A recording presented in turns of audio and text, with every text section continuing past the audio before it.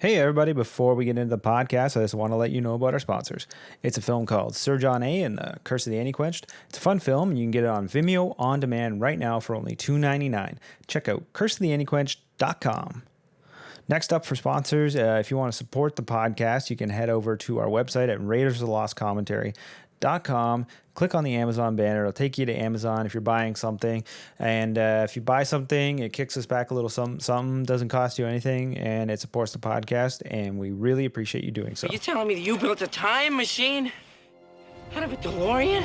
Welcome to the Raiders of the Lost Commentary podcast. Welcome to Jurassic Park. The unofficial commentary for your favorite Get to the chopper! and not so favorite films. The famous comedian Arnold Braunschweiger. Starring your hosts Adam and Matt. Can you dig it? Can you dig it? Start your movie in 3, 2, 1. Hey everybody, welcome to the podcast. This week on the podcast, I have a recurring guest, very special guest, my good friend Travis Laidlaw, and we're talking about his short film, The Silent Lay Steady. It just got into Telluride, which over the past weekend, Telluride Digital happened, and I think it's still screening now, right, Travis? It's as we are recording, it's about to screen, but the Future Us on Monday. No, I think it's over on Monday. Okay, Well, if this episode's releasing on Monday. Yeah, then you missed it. It's past. You missed it. But we wanted to get. We've been wanting to do a podcast for a while, and I know you've been working on this film for a long time, so we'll get to talk about it a bit, and we'll get to talk a bit about Telluride. First, I just want to say a huge congrats on getting into Telluride, man. I think it's a big deal. You and I went to film school together, and we started making terrible things, and now we make pretty good things. And you know, I feel like we started out together, and to see you get into Telluride and to make great stuff like this, and I got to watch it this afternoon. It's great, man. It's a great feeling seeing you go on to do stuff like this. So it's awesome. Thanks, dude. I appreciate that. Yeah, Telluride is one of those ones I've had my eye on for a little bit. It looks like such a cool festival. I really wish we could have gone to it. I know. In beautiful Colorado. But you know, next time, next film, we'll get there when all this mess is over. You know, it's interesting. Like I've gone down that road a bit right now of doing some of the digital online festivals, and you know, it's great to have like the laurels and for people to say they watched it and they liked it at this stuff, but it's like it's never the same, you know, as going and being there in a theater or whatever, right? Yeah, I mean just playing the festival is great for your, you know, the resume, so to speak.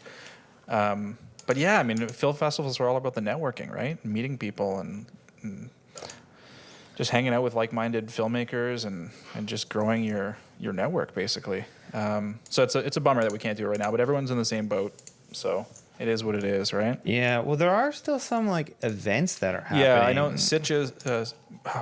Sitges.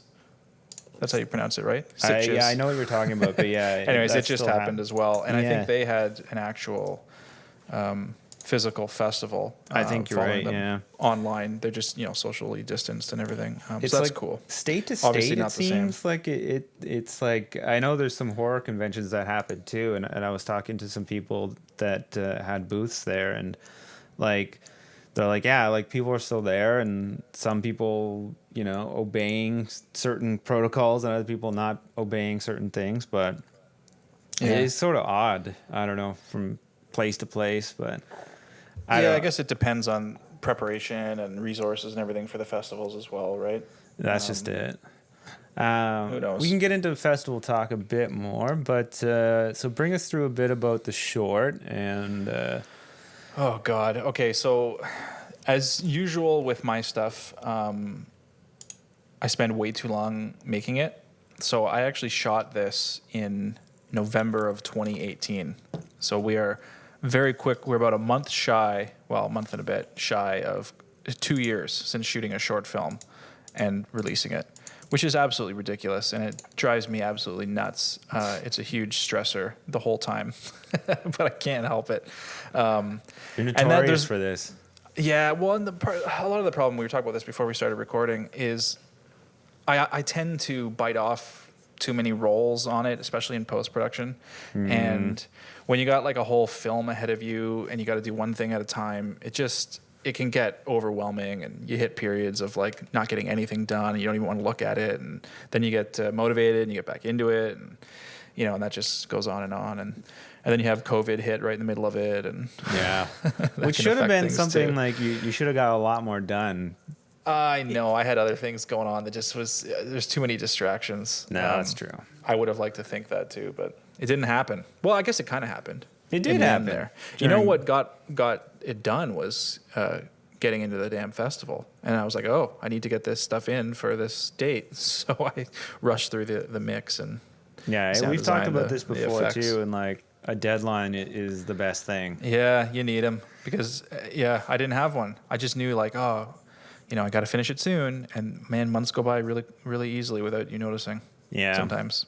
That's very true. I always say like you got to try and if you really are serious about it, you got to do something like one thing on it every day, even if it's a small thing. At the end of the week, at the end of the month, it's those small things add up, and I'd rather have those 10 or 12 small things done than nothing. I get, I don't know what you want to call it. I get over things. Like my favorite part of the process is coming up with ideas. I love just sitting there listening to film music, lying in my bed, sitting at my whiteboard, whatever, just coming up with the next idea. Like this is going to be the one, right? Like, right. I can't wait to do this one, this short, or finish this feature, or whatever it is. And I get so pumped about that idea. And then as soon as it becomes a reality, it's like it somehow loses the allure, like you don't care about it as much anymore. Yeah, I know what you mean. Maybe until real progress is made. Like obviously, once I start getting to the end of the post on this and it came together, and you stop looking at all the flaws because you're slowly fixing all the flaws, and it's actually becoming something you're proud of. Right. Then it comes back to being really excited about it. But I think it's like right when I go into post, I'm really excited because like, whoa, I can't wait to start putting this together. And then you get that first cut together. You're like, this is dog shit. And then you're so depressed about it because like this sucks. It's not going to work. And then I think that's where it hits. Then I start sitting there and coming up with new ideas and going, oh, the next one though. Right. I'm going to think about that. I'll fix all the problems of the last one on this one. Yeah. No, I get that a lot, and like I'm like that, and I think there is something to momentum of doing something. Like I just like as you've read this script that I sent out to a bunch of friends and colleagues, and I spent like a couple years on that one, just perfecting, getting everything right, and I still don't feel like it's all the way there, but just with some sort of like recent stuff that was happening with the horror short of mine, it sort of motivated me to try and think like, oh, could I expand this into a feature? And then like a week and a half later, I had 67 pages, you know, like, so it's like, I don't know, there's like a momentum to it, but I know what you mean. Like I get excited right at that start, and then I get excited at the start of production, and then like, I don't know, year now down the line, like I can still be excited about something and not totally look at something for all its flaws, but it's still hard. Well, I think part of it is you do have to get used to your own process and identify your own process and be comfortable with your process. I've stopped. That's a good point. Beating myself up too much about how long I take because I have been proud of like when I do finish the things. So yes, I need to be quicker than 2 years for a short film. But, there's other stuff in that time. So I don't look at it as just like I just spent 2 years solely working on one short film. There's a lot of other crap going on. So, yeah, I don't know. Yeah. No, so... it is what it is. The Silent Lay Steady, it's a period piece. It's my first period piece. It was kind of fun. Talk about the challenges of making something like that. Like what type of research did you do to make sure everything was period accurate, or did you do anything like that? Or I did. Yeah, I did a fair bit of research. So the film started as a slightly different idea. I mean, it's kind of the same. I mean, from the beginning, it was going to revolve around someone spending the night with a deceased person following a funeral in the late 1860s. So it stayed that. The plot changed a little bit as to the motivations of why they're there. But So right in the beginning, I had to look up a lot of funeral ceremony, and I had to actually incorporate that into the script a little bit. I'm trying to dance around not giving away plot stuff. That's okay. I mean, if people like, I feel like at this point, like if you want to dole out some spoilers, I think it's okay. If people want to check it out, Yeah. they eventually will be able to check it out, and I'll link it on the podcast. But yeah, So just use things your like discretion. covering mirrors back then, so that I don't know the exact motivation offhand right now, but it was something about letting the dead pass on without being able to see them in mirrors or something like that. So I utilized that. I mean, as you saw, mirrors are kind of a heavy. I use them pretty heavily in this from our lead character using them to see spooky things, or just in general in the set design. Yeah, I thought that was great. I thought it was a neat way to do it, and it's always mirrors, eh? It's always reflections, horror. Yeah, well, mirrors are inherently creepy, right? I guess. Just looking into them. It depends who's looking into it, but Yeah, well, I just think like all the way back to whenever, I think mirrors have always had a mysterious aspect to them. What are you Okay. going to see? What do you see in your reflection? There's a lot of movies made about mirrors. true. Yeah, there's a lot of mirror gags. Yeah. So, anyways, just things like setting the clocks to the moment of death during the funeral, which isn't going to be obvious to really anyone. I mean, I really ham it up and totally show you the clocks a couple times in the beginning and the end. And I remember I showed the film to my dad, and he was like, "What was the deal with the clocks? You really wanted us to see that?" And I was like, "Well, it's nothing really that important, but that's what it is." Right. It's just- Okay. I wasn't sure. I just saw a correlation between times, and I just thought Well- because it was olden times and they needed to wind clocks a lot back in the day because they sucked. So Yeah. Well, I mean, the way that I edited it, I did the whole the beginning is the end and the end is the beginning, and it kind of loops around. Like, I just wanted to sort of tie the beginning to the end a little bit there, just so people know, like, oh, okay, that happened at this point in the story. yeah, I like that. You know what I mean? aspect So of it, that though. really, the clock was just that, was just to sort of tie those together. So you Okay. get when I like stuff is that happening. aspect of it though, and I thought that was executed pretty well. Was that not originally what you had in the script, or? Yes and no. I did have the scenes generally like that. The end at the beginning, and then the whole body is her going around the house, the main character going around the house doing all the spooky stuff, and then coming back to the beginning at the end. But it changed slightly. My scripts change in editing quite often, and I really like that about editing. Like, I love editing. I do a lot of it, and I totally reform things in editing all the time. And that actually scares me to work. I haven't really had anyone else edit my stuff before. I always do it. And I'm a little bit apprehensive about it because I know that how much I utilize the edit process to actually shape the story. So I wonder if I would always do like a director's cut and go, okay, this is kind of what I'm thinking now here, go. I think don't if I can speak to it from my experience, I've edited a lot of my own stuff too. And the last thing I did, I had somebody edit on it too.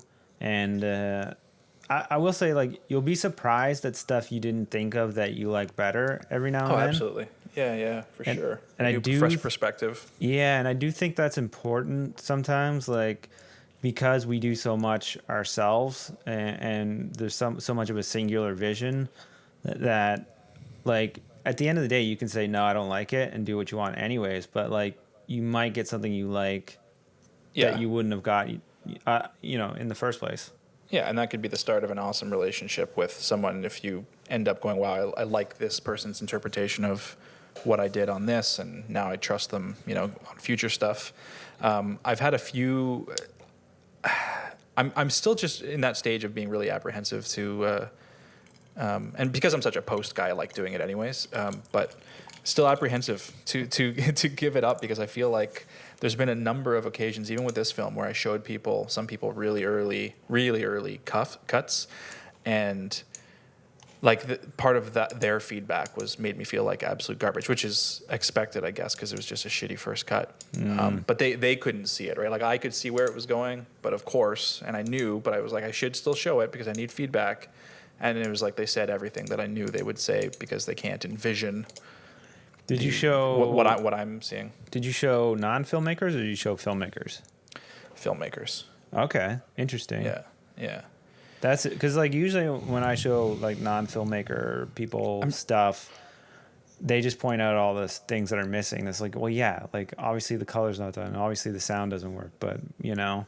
Yeah, but I think even people who understand all that, it can still get to them. Yeah, they still can't see through it sometimes. What do you think this? And I'm not saying is? people shit all over it. No, I only showed it to like 2 people, but there was some. Okay, I don't know. I was like, all right, just F off. I'm going to go finish it myself. And then I just went into a dark hole for a year and a half. But what do you think the sweet spot is, though, of a almost good enough done cut to show people, to sell ideas, you know? I don't know.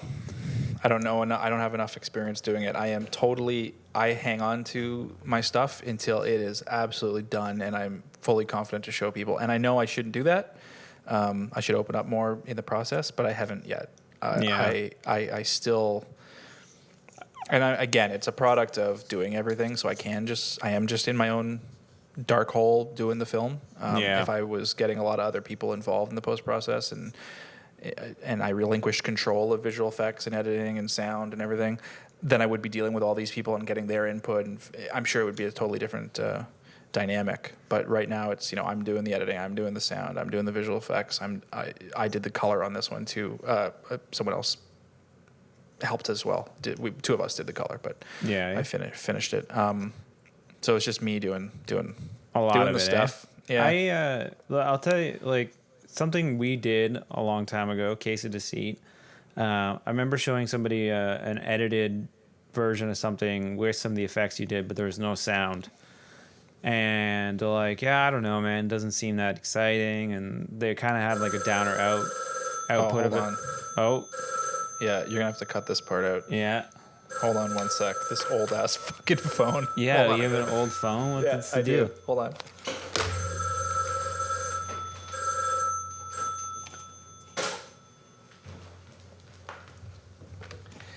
It's an old fucking line that has not been disconnected. It's an old, scary, haunted rotary phone. It's nice. Fucking awesome. Sounds great too. It still rings every once in a while. I'll restart that story. I forget how I started it, but I was gonna say, all I was gonna say is like, a perspective on that. Like, I remember something we worked on a long time ago, Case of Deceit, and it was an edited scene, and you had done all the effects on it. There's like a bunch of gunplay in the scene, and I showed it to somebody, and they're like, yeah, I don't know, it doesn't seem that exciting or whatever. And then I showed it to him a few weeks later with all the sound effects sort of roughly laid into it, and he's like, oh wow, this is so much better. So that's what I mean. I'm like, when I asked the question, like, what do you think is a sweet spot of showing somebody something, I remember I showed you and another colleague of ours, Justin, an early cut of my movie, Sir John A. and the Curse of the Anti-Quenched. And I think a lot of the animation hadn't been done. And I remember those scenes. I don't think any of it was in there. Yeah. There's maybe a few stills, yeah. Yeah, and like those scenes really, really drug on, and that made it kind of difficult to watch. So I don't know, like it's difficult to show people unfinished work, because now when people watch the film and they see the animated parts, it's, for some people, it's their favorite part, I think it's fair to do it.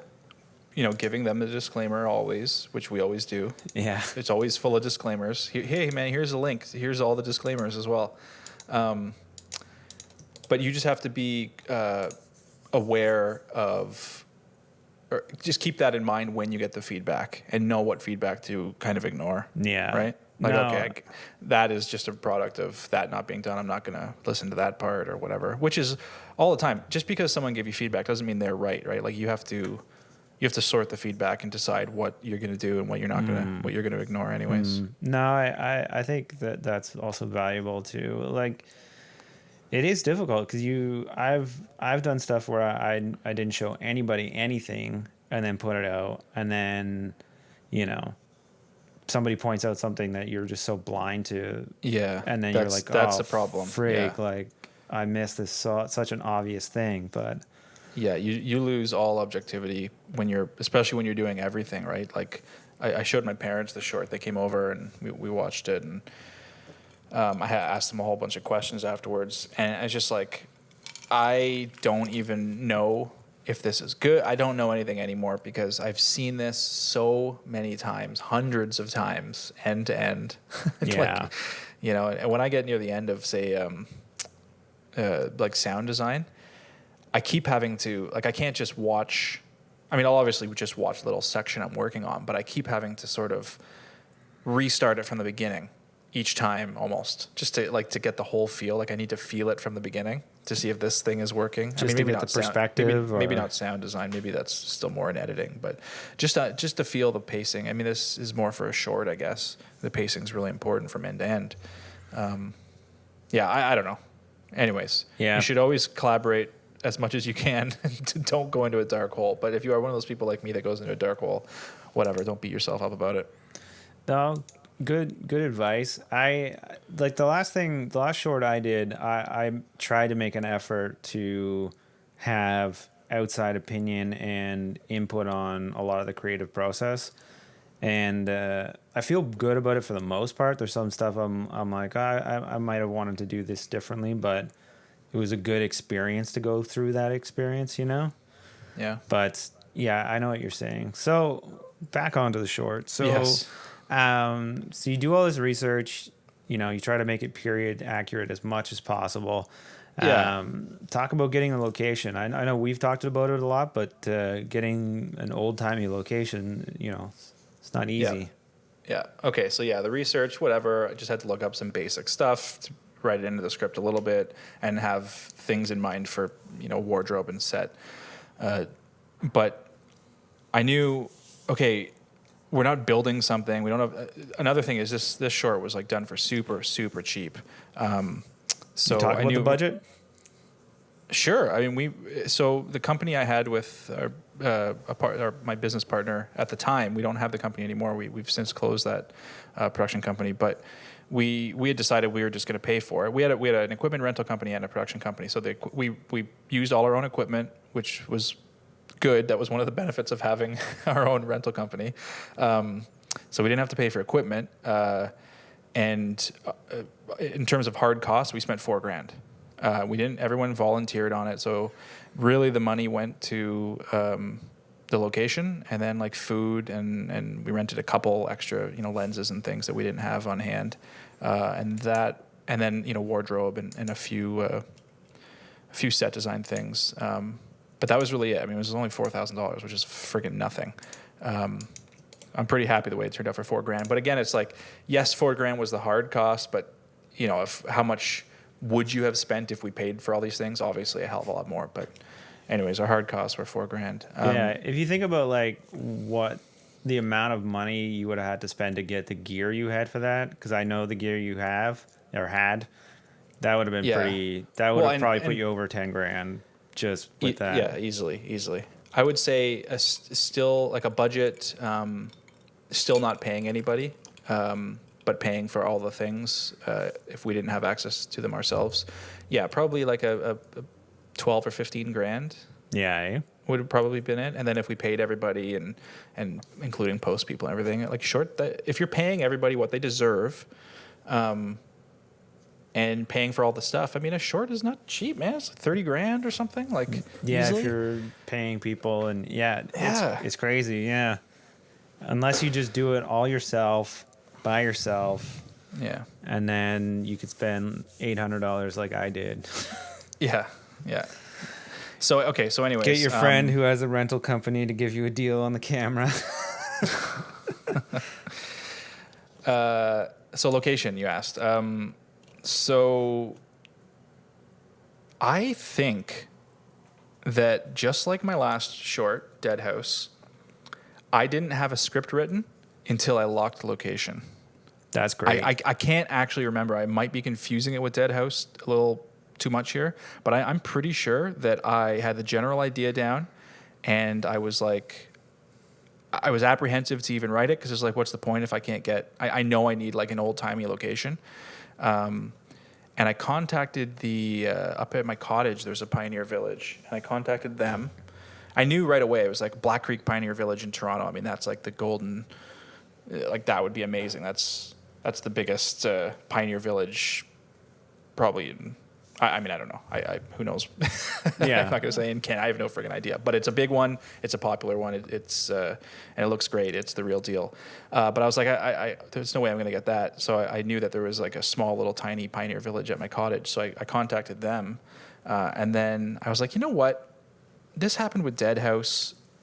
I didn't think I would get the location, and then I just friggin' cold called them, and they were super nice, and I got it. So I emailed someone. I can't remember how I got in touch with Black Creek Pioneer Village, but I contacted them, and the guy was like, he just was like, yeah, we can totally, that's totally fine. It's this much. And it was way less than I thought.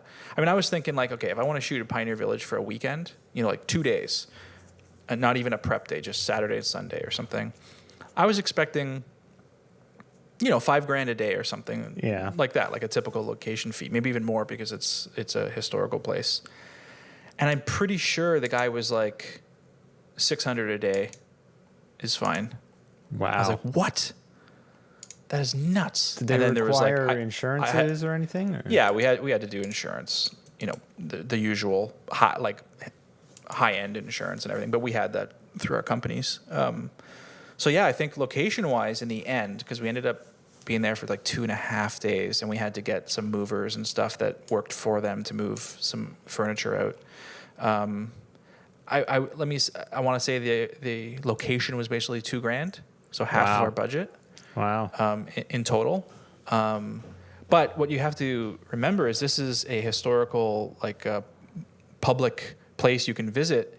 There's no production design needed to make it look old. I mean, everything that you see in the short is, save for candles and stuff we put on tables and stuff. All the furniture, everything is just there. Yeah. It's just already set up. Like we literally could just walk in and start shooting basically. That's which amazing. was awesome. That was a really cool That's great. Aspect to that shoot. So again, you know what? So this is a couple times now where I've assumed I would never get a location because I have no money and I can't, pay for this or that. Just reach out to people because you never know what kind of deals they'll offer you or that's what what kind of favors. I think outside of the major, I don't think that would happen as much if you tried to get something downtown Toronto or whatever. No, I've been denied many times and given ridiculous prices for really stupid things. Yeah, obviously, but like outside of the GTA or outside of any type of major city and these smaller things, I look at it like, one, it's just people that run it. And if you get the right person and talk to them, convince them of it, you might get lucky. And then the other thing with that Pioneer Village is it's making no money at night, right? You know what I mean? Yeah, no one's doing night tours. No, not in that. We had to shoot a certain weekend because the very next weekend they were decorating all the places for Christmas. And we're like, okay. we can't have garland and everything. But also they were Pioneer Village does all sorts of haunted walks and seance-y things, a lot of stuff. But I think they were ending because we were in November now, so those things had just ended and Christmas was about to come, so we had to fit into this very specific weekend. And keep in mind, so that really low cost to get the location, they had to have people. We shot through the night, we started. They're open to the public on Fridays and they close at 6. So we came in at 6 p.m. on Friday, and shot Friday night and Saturday night. Okay. And that's it. So we didn't shoot during the days, but we had the whole Pioneer Village. I mean, it's dozens and dozens of buildings, and we were set up with food and everything, and other old creepy buildings, and it was really awesome. But they had to have someone there full time, staying the night with us. Yeah. Eh? Right. So that cost, you start breaking it down. It's like, wow, they didn't make anything for this really. No. So it was really on the people that gave us the go ahead. That's great though. But so you have you get this location, but how do you stop yourself from your brain running wild, to have giant street scenes or big exterior shots or I had them. So the way you stop yourself is you don't stop yourself and you write it into your script and you go into shooting planning to do those things.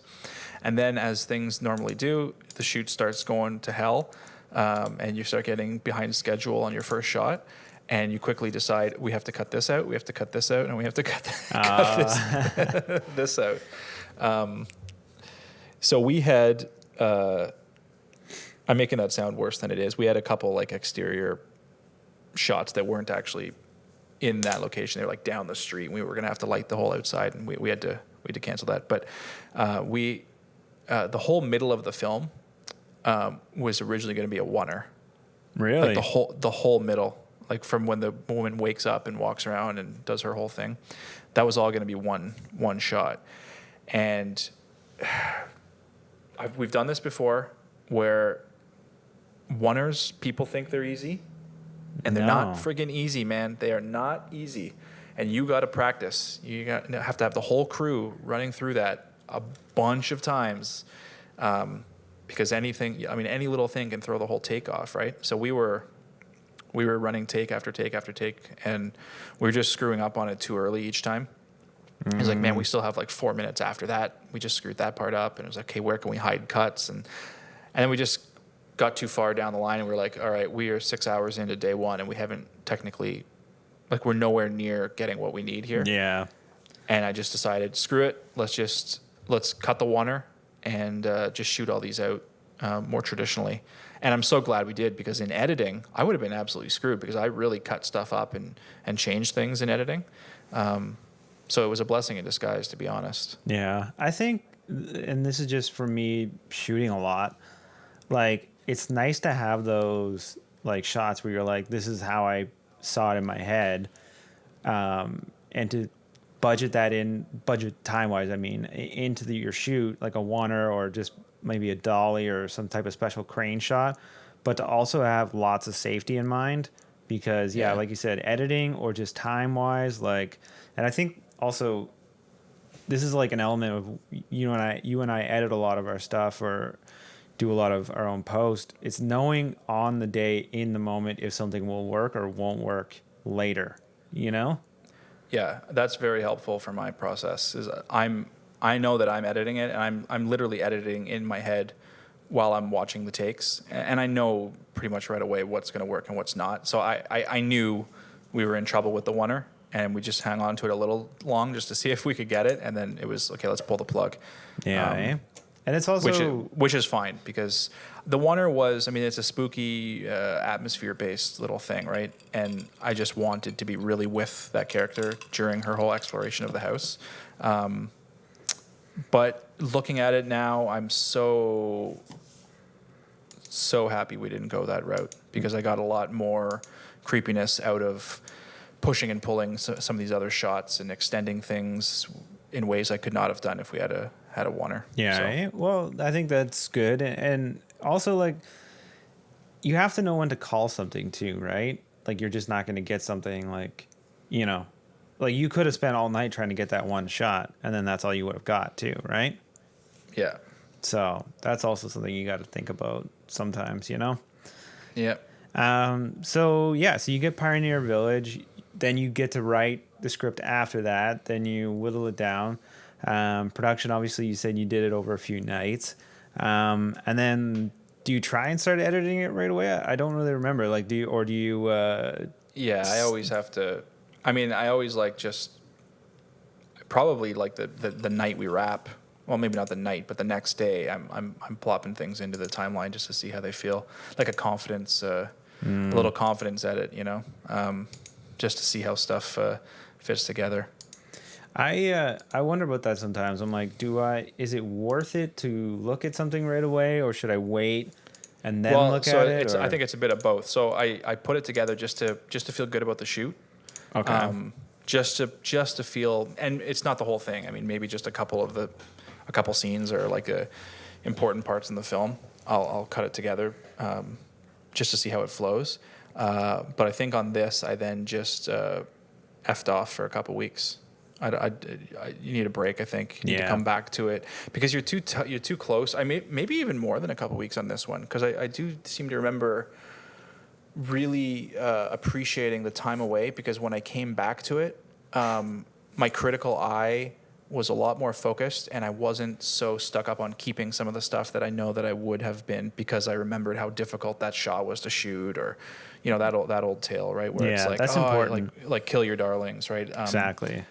I was pretty good on this one, where I was like, no, that's not working. That has to go. Who cares if I like it? Yeah, and that's difficult sometimes, right? Because you're like, I do find it's a fine balance, because like sometimes it's like, oh, that is a cool shot, but it doesn't work. But Yeah. it's a cool shot. You know what I mean? Yeah. I find I go in circles on stuff sometimes. I'm like, okay, technically it doesn't work, but I have seen stuff in films that it's a cool shot, and technically it makes no sense, but it is cool. It's like Yeah. it's like the Well, it depends on the ratio. film. Yeah, it's like the ratio of like when cool outweighs logic, you know, or Yes. makes sense. Well, if it distracts the viewer from the story, it's not worth it. But yeah, I mean, there's a place for the cool shot. I mean, it's worth seeing if you can get it in some way. I mean, maybe the edit just changes and you got some weird. I did that in this. The whole intro was a very strange time jumpy thing that I was really liking. I was jumping all over the place. It was a really experimental feeling edit, the way my first cut was. Okay. And I ended up thinking, this is friggin' cool, man. This is really neat. This makes me look so deep. I don't know. I don't know. Like, I was really into it, but it was a little too much. And as I started getting the rest of the film together, I realized, like, no, this story is actually taking shape now, and I need to cut back on that weird intro. The intro was too strange, and it would have thrown people way off. I think my intro already throws people off a little, but at least I have the answers later. Yeah. But it was a little funky. I mean, yeah. Look, I think it all makes sense in the end, and I know what you mean about wanting to stand out in a way. And I think there's another thing with shorts I find, and this is back on the festival talk. Like, you do sometimes have to hook people kind of quick, you know? Oh, absolutely. Because I've been in audiences, and you know, if something dumb or silly happens at the start, and they're trying to be really serious, but it comes off just pretentious or it doesn't work, even if it's a okay It's a lot of ending work to get you back. Yeah. yeah, exactly. Yeah, it's like you might have lost people already. So Well, and listen, when you're in an audience, that's one thing. You're going to sit through the whole film, but once that thing's online, people are bored for 10 seconds. They're clicking away. clicking away or clicking through. You know. Yeah, that sucks. I mean, that's just the nature of the world we live in now. But Yeah. that sucks for slow, moody things. Yeah. Which I'm realizing. I think a lot of my stuff is starting to be that. Yeah. I'm not very manic. So it's like, I don't know if online is ever going to be my bag, you know. I think, and it's funny because you know, going through the whole trying to make movies and stuff, you flip flop. Do I even bother with this one in festivals? Do I just go online and get it out and get people talking about it online and watching it? I think there's a time and place for both. But I do think it depends on what your film is. You know, like you see in festivals, like there'll be like a 23-minute really dramatic short film, right? That could be absolutely fantastic. And in a festival, it friggin' works. People sit through it, you watch it because they're a dedicated fan base. But you put a 23-minute really slow, dramatic thing online, you'll get dedicated people watching it. You'll get people who are into that watching it. But you're not going to pick up those like randos, you know, or even just those random friends who follow you that look up your stuff. You know, you get 4 minutes into something that is slow, and they're out. They're checking out. Yeah. So there's a time and place for everything. Yeah. No. Yeah. I get that. Yeah, and platforms matter, and where it is matter, and yeah, I don't know. There is stuff that I find like just mind-boggling. Like I was sent a short a while ago, and it's like I was like a 30-minute short, and in all honesty, it wasn't very good, and there's problems with it, and there's even one point you can hear the director give direction, like they didn't cut it out of the short, but it's got like 60,000 views. Doesn't that blow your mind sometimes? Yeah. And it's got like award winning and like all this stuff. Like 85 laurels on it. Yeah. On the cover. I'm guilty of that. I don't know, and then man. you're like, but how did that make it through? And then like, you know, you make something and your thing obviously you're getting into like a pretty big festival, and I think that'll open a lot of other doors for you. But like, yeah, like I don't know what it is. Like it's just somebody knows somebody, got it to the right place. Yeah, there's a lot of chance involved. You know, I mean, especially with like acquisition people, or you know, people you find, you know, they made like one short and then it's like they're turning something into a feature. And it's like, what the hell? How did that happen? Like I've seen, and then you watch it and it's maybe good, but you've seen better, and those people who made better didn't get the same opportunity. It's chance, man. Who knows, right? Like a lot of these places have people who work for them that just watch all these sites and look for interesting filmmakers and then pass it up the chain. And some days they come across someone's work and they benefit from it. Yeah. That filmmaker benefits from being seen by this person at that instance, right? Yeah, no, I totally agree. I think it's And then 100% other people chance. get missed. Yeah. I think you got to work Well, I really don't know. hard. It's not 100% chance. I mean, you got to have Yeah. quality stuff so that when Yeah. someone does look at your thing, You gotta have quality, and you gotta be working, and you gotta be always working at stuff. But like, to get to that point, I still think it is chance. I think you can put yourself in situations to give yourself more chances, but right. I mean, I'm not going to say it's one thing or the other, but I'll agree with that. It's chance is a big part of getting noticed. And that's the Yeah. world we live in right now, right? It's the same with like the YouTube people and everything, right? Like some people have these massive online followings and they're making millions of dollars doing whatever, and someone else is doing something that is objectively much better content and they don't have any followers. yeah, And it's just a matter of who sees you when and how you get passed on and where you get shared. And yeah. I don't know. But like anything, like luck, or what's the phrase? Opportunity favors the prepared. Or that's luck, a good- luck favors, opportunity favors the prepared, yeah, maybe. So as long as you're prepared when opportunity comes, you don't squander it, right? You're able to then, it's not just about getting lucky and getting an opportunity, because you might not be prepared and then you get an opportunity. I mean, I've heard this from a lot of filmmakers where they've made a short and they do go to festivals and then suddenly they're getting noticed and someone's like, what do you got? Like what's on deck? And they're like, oh fuck. Like I didn't finish that draft, or I don't actually have anything on deck right now. And yeah.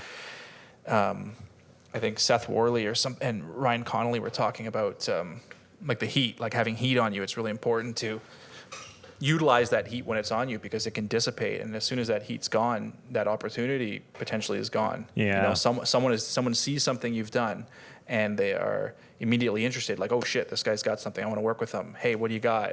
And you say, oh, I got this, and then you show them a script, and then that momentum continues because you got the heat on you at that moment. Other people are interested.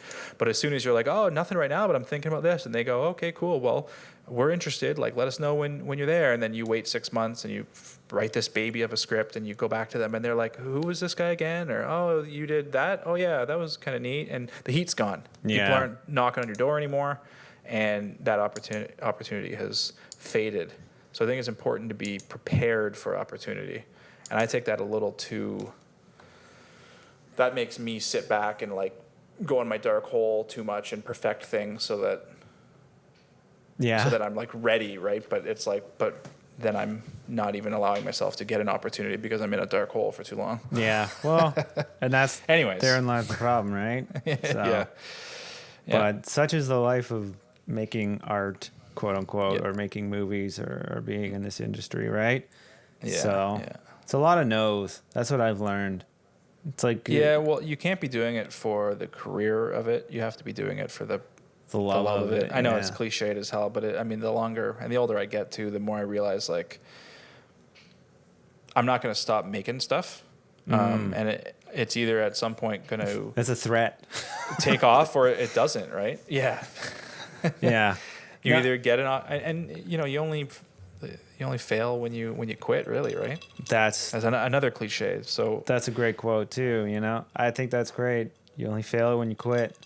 and you never know, right? Like you you could quit, but a week later, someone would have called you about something. Like you don't know. Yeah. So as long as you love making stuff, keep making stuff. I think, That's what I tell myself anyways. Yeah, I think it's the process you gotta love too. Yes. I think that's also something I've grown to like a lot more and spend a little bit more time in the moment liking it and being aware of it. Because like there's things I've done that never saw the light of day, but I look back on those memories really fondly now. You know, and Yeah. so I try to be more cognizant of it and thinking about that while going through those processes.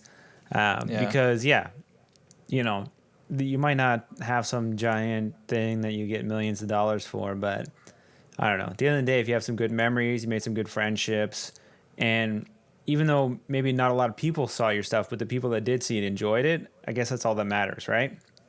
Well, listen, there's something else in there too. It's yes, if people who did see it enjoyed it, but you have to remember everything you make, you are getting better, and that's what you're trying to sell is you, right? Yeah. So the more you make, the more. I mean, you could make 10 films and have literally 0 people see it. But on film 11, you're going to be a hell of a lot fucking more prepared than you were on film 1. And suddenly it might be fantastic and everyone sees it. And in their eyes, it's like, oh, this first time director, you know? Or maybe at that point, they then look back at your other stuff and you get more discovered. But just because no one saw that early stuff doesn't mean you're not developing as a filmmaker and growing and gaining skills and everything. I mean, I am not making stuff as fast as I would like. But again, as I said earlier, this is just my process. It is what it is. Yeah. But I definitely can make a clear list of things I learned on each film and can clearly see I've gotten better at this. I've gotten better at this. I mean, some things are maybe threads of faults throughout as well. But I don't know. As long as you're learning something on each project and you're getting better in some way, even if it's just organizationally or the way you write or the speed in which you put together a project, any of those things, it doesn't matter. As long as there's something that is you're taking from each project that's making you a better filmmaker. Then whatever. Just keep making. Do you find like I struggle with this, like it's like you're putting out something now or you're maybe promoting something now, but it's a representation of your work 2-3 years ago. Like you know what I mean? And like I'm dealing with this right now, but it's like, oh, this kind of doesn't represent what I'm doing now or what I would have done, or it's, I don't know. I struggle with that a lot, like because you have to come and be as confident about it as if. I think that's a good thing because it means you are slightly. I get like this all the time. Like I'm always slightly. I don't even want to say embarrassed, but I am so nervous to show people my shit because I see all the damn flaws in everything. But it means you're getting better, right? If you look back at your old, you shouldn't look back at stuff you did 10 years ago and be like, that's the best shit ever, because it means you're not growing, right? Well, no. I mean, you can be proud of work. You can be proud of it for sure. But I think it's natural to look back and be like, that's a little dated me or something. I don't know. Yeah. I mean, so I'm dealing with that right now. Remember that? So we shot. I was shooting a feature, to which you helped me on years ago. Oh yeah, with JD at my cottage. Yeah, at my cottage, we were shooting like a really little tiny like crew of 4 people thing. That was by design. We were trying to make something really cheap. And we shot. It was a feature film. We shot 17 days. And probably had realistically, and that was over the course of like a year, probably realistically had another like 8 days to go to finish the script, 9, 10 maybe even. But it just spanned, the whole production started, it was a year, and then it was 2 years, and it was like 3 years, and we still hadn't, because we were shooting it in the winter, it had to be snow, that was part of the plot. And as time went on, I thought I could do the slow production thing where it's like make a film, who cares if it takes 5 years and then you release it. But it got to the point where, I also like ran out of money on that. I had other things that I wanted to spend money on, other projects even. But it got to the point where I was looking at it going, this really doesn't represent my skill sets anymore. Yeah. I'm seeing a lot more holes in it, and I eventually just sort of gave up on it. Unfortunately, It's funny. I have the hard drive in front of me right now. I plugged it in the other night because I'm thinking of just making a trailer out of it or something, like a concept trailer, because there's still a lot of really great stuff in there. Not as a feature though. Okay. Do you know what I mean? What we shot, there's a few too many things that I'm not entirely happy with to put together and then continue to shoot for 10 days. So I think in that project, I'm going to put it together as a bit of a concept edit, like an extended trailer because we definitely shot enough to do something really, really cool and show off the cool stuff. And then just have it in my back pocket as here's something. I have the script. Here's a concept trailer. And maybe down the line, I'll get an opportunity to remake this with a budget. Because it's a cool idea. It's definitely got some cool stuff in it. But that might just make you feel better in the end. Because I will say something that I learned is that I need to see stuff through to completion for better or worse. So even if it turns out to be garbage at the end, I need it to be done. Because I feel like that's a scratch I can't itch. Oh, absolutely. And it especially lives with this. and it lives in my head for a long time. And I've learned over time that getting it out is better than not getting it out. Well, yeah, that's an obvious one, I think. Easier said than done. The problem with this is it never got finished. So it's like I'm sitting here for the last couple of years thinking, how do I get this out without finishing it as a feature? So that's the compromise that came to recently with myself, that I'm just going to release it as something kind of fun and cool. It'll look awesome as a trailer because it'll just be all the highlights. Yeah. So, and then I can just treat it as a concept. I'll maybe meet a producer. What else you got? And I go, oh, there's this other thing. Here's this, right? And they go, oh, that was fucking cool. And then it becomes an actual project again. I would love that, and I would love to give the people who worked on it, like JD, the actor, and everything, like an opportunity to actually do a. Would you a real redo it version from of scratch? Yeah. Yeah. Yeah. No, I wouldn't pick. That's what I'm saying. I wouldn't pick up and continue shooting. It's too dated as a whole. Yeah. Yeah. But I don't know. That would be cool to return to something, and the fact that you still feel okay about it, that you'd be willing to redo it. Because I know I've written stuff a long time ago. I'd have to rewrite the Yeah. script. Okay. All right. Yeah. Because the bones would stay the same, but Okay. I'd have to rewrite it. Yeah. Yeah. So I've been trying this new thing on the podcast. I don't know if you are familiar with it, because we are coming up on almost an hour talking about just a 15-minute short. Amongst other things. Yeah, amongst other things. 10 other tangents. So I've been doing these set list questions for guests Right. that I've been asking, and it's going to expand or contract depending on how it goes. So I'll run you through these questions as well, all right? Yep. Shoot.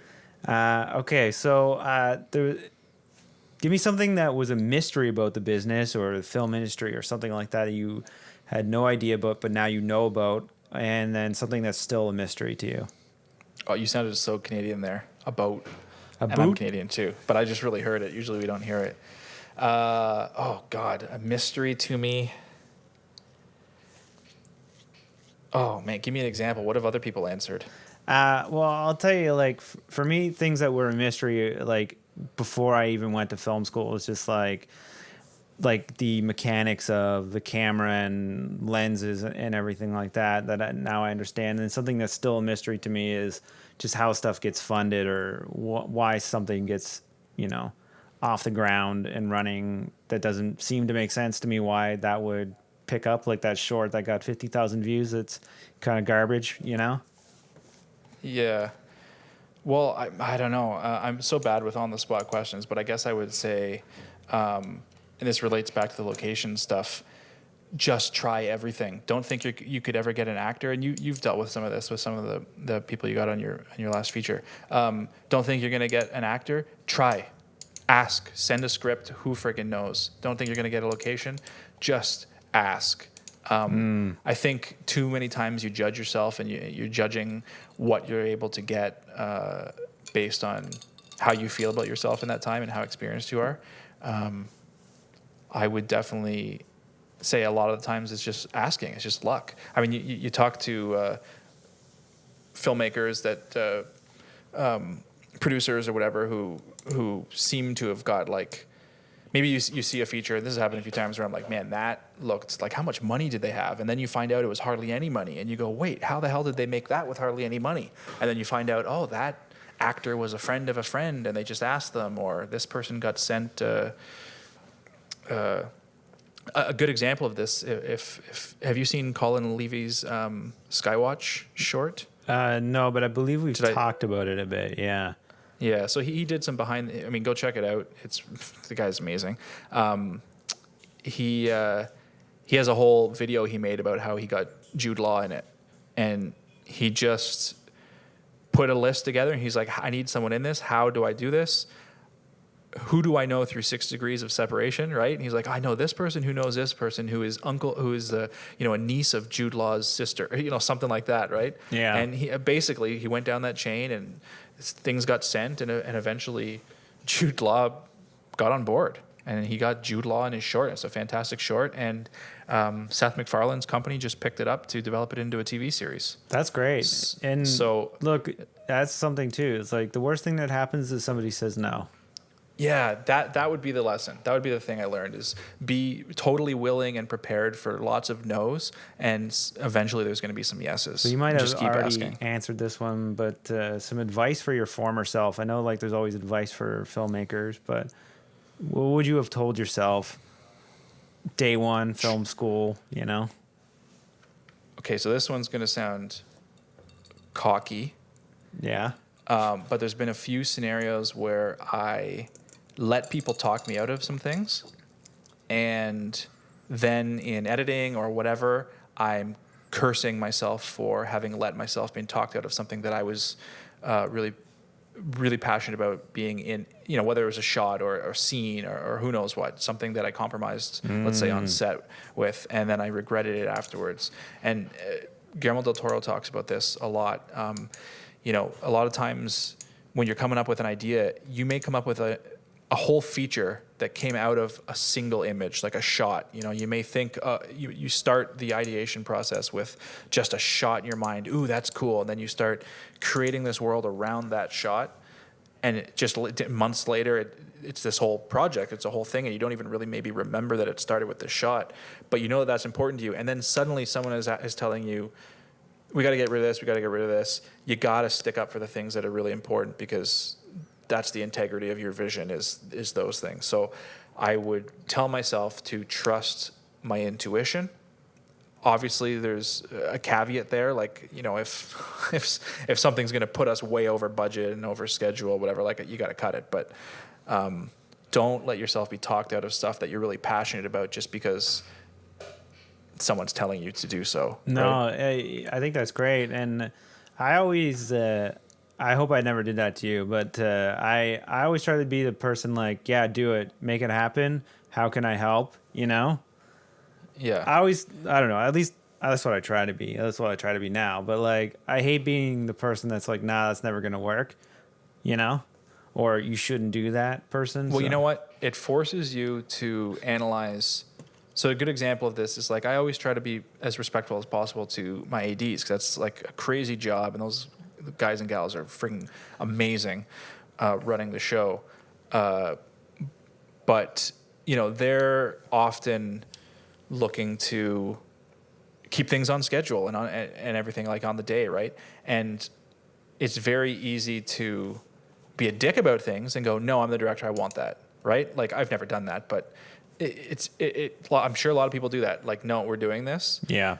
But I like when someone questions me about something, it forces me to then analyze if I actually do need the thing that I'm really passionate about. And then it forces me to answer why we need it, right? And more often than not, if I can give a good answer as to, no, we need this because of this, and it'll be really important to this theme or whatever, they'll go, okay, that's fine. We'll figure out another way to catch up. I don't know. It forces you to answer to yourself why something is important. Yeah. And then, No, I think that's great advice, and I completely agree. So the next one down the way, I know people like to talk a lot about their successes.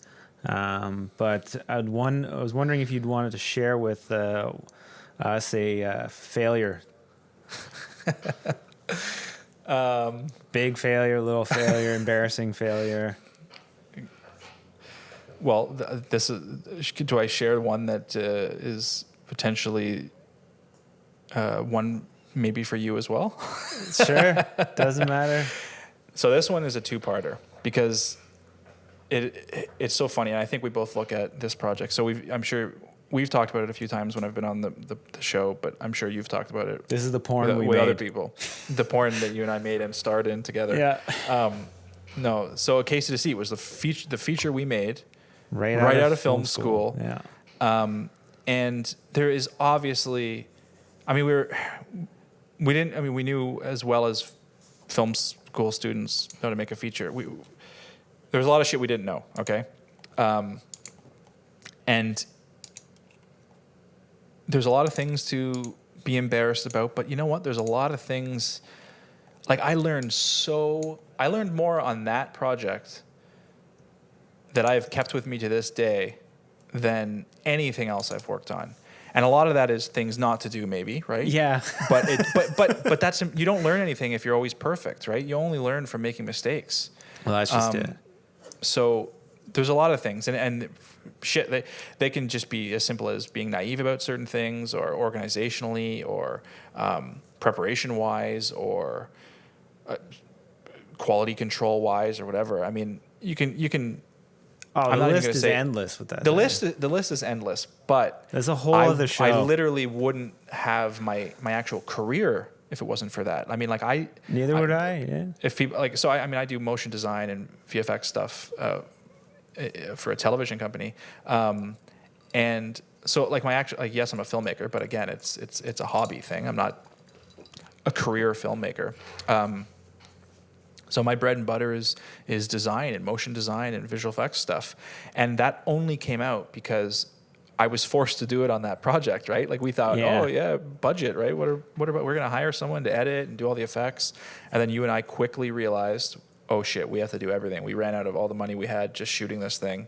Well, that's part of that's true. Yeah. Yes, we ran out of the money, but someone was supposed to do something and they didn't do something. Yes, but I mean, effects. They weren't going to do the VFX. I think they were. Yeah. No, they weren't. It was just editing. Anyways, for whatever reasons that fell through, and I had to. Well, you and I edited, and I had to do the effects. Yeah. And it's because of that I got into doing effects and motion design and everything. I mean, I was doing a bit of it before that, but. No, yeah. So that's a benefit, you know. It also makes me realize, as exciting as friggin' stressful as the premiere. We did a big premiere in an underground theater in Toronto. Yeah, that theater was so cool. Like 300 people. It was a really cool experience. It was. But it was also very stressful because, you know, the thing took us 3 years to make. So as we said, it was already representative of, at the time of us 3 years earlier, right out of film school. Mm-hmm. We knew very well all the faults and things in it. And then suddenly showing that to all your friends and family, and I'm talking like 250 people worth. Yeah. That was really stressful. So one of the things I learned on that was like, make sure you're like, I don't know. We did as good as we could do at the time, and I am proud of at the time. But going forward, it just makes me take stock and like make sure you're not giving up on your creative integrity or quality or whatever as you're making something. Yeah. Obviously, there's going to be times where you have to, but yeah. No, look, yeah, that's so it's weird. So it's not really a failure, and technically it got distribution. We didn't really make any money on it. No, a little bit. No, but I think not technically, not really. The learning experience of the distribution angle. You know, I've talked about this a few times on the podcast, but the DVD deal that we got in Japan, right? The email I got the one day, like, oh, congratulations, we got this DVD deal in Japan, and it was sold for $5,000 or something like that. But the costs were about just over that. But don't worry, we'll cover you on that. Like, it's like, oh, Okay. Yeah, well, that's indicative of the industry. If The Walking Dead isn't making money, there's an issue, right? Right. Yeah. So, I don't know. Look, That's a whole other day. look, we can But anyway, do a whole so- deep dive into that movie and all that. Yeah. There's parts So- of that of like, I think I've blocked from my memory in some ways of just Yeah, me too. how there's a lot of it that's embarrassing for one, and then I think there's a lot of it that's just I don't want to say traumatic, but like there was a lot that went on during making that and getting it yes. out and Well, and you've lived with it for even longer. Like I remember in film school, we were told that like a producer will live with a film for 7 years on average or something like that. okay, And I didn't believe it, but that is correct, isn't it? yeah, I Like that is correct. live with You that. lived. a I long checked time. out at some point, and you just when it was just like random little distribution things. I was out, but you hit that. I think maybe I lived with it for like 5 years. Yeah, I mean, like it's gone away now, but man, it was one of those things too. Like trying to make other stuff, and you're still dealing with the odd thing or whatever. Yeah. I don't know. I will say, like when I look at it as a whole over time and what I got out of it,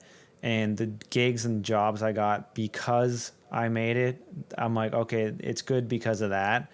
Yeah, same. If I could go back and do it again, I would do it all over again too. But So as a film, not taking any of the other benefits that we got out of it, that's the failure, I guess. The film itself is not good, but all the other things were good. All the lessons, all the benefits and career things and all that stuff that came after it and all the connections with people and everything, that was all good. Yeah. But I guess if the question is just a failure, I guess technically a failure of a film, but I feel bad being that harsh on it because we worked really hard on it. Yeah. Sure, it didn't turn out, but we worked our asses off for fucking like 3 years in post, or 2 years in post, 3 years in post on that thing. Weekends in Ottawa and Toronto. Anyways, I think it was a lot of work. I'm proud of finishing it, but yeah. Again, I'm glad we finished it because it could have been very easily abandoned, Yeah. But I think I think we willed it into existence because really and truly, like an action movie with everything, the locations.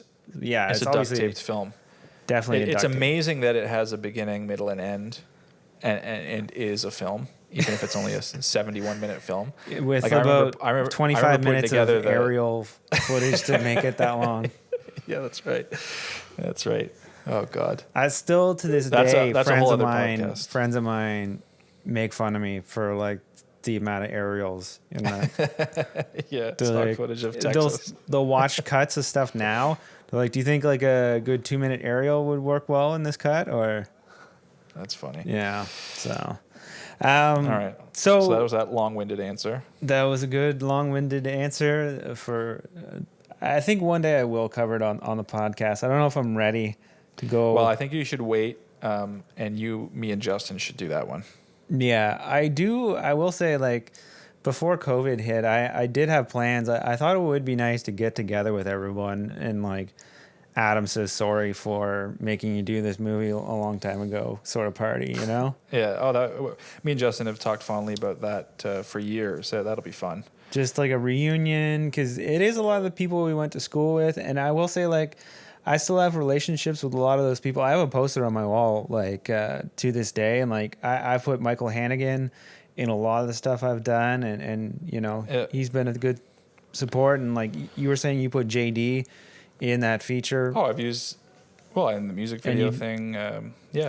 Absolutely. Use it in a music video. And so, like, it is one of those things, like, we built relationships with that movie. And I think there is a lot of, for me, like, the best memories come from the stuff that has nothing to do with the movie. It's like the on-set stuff and you and I, like, doing all the all-nighters and all that. So I think it would be fun to get together with everybody, and I don't know.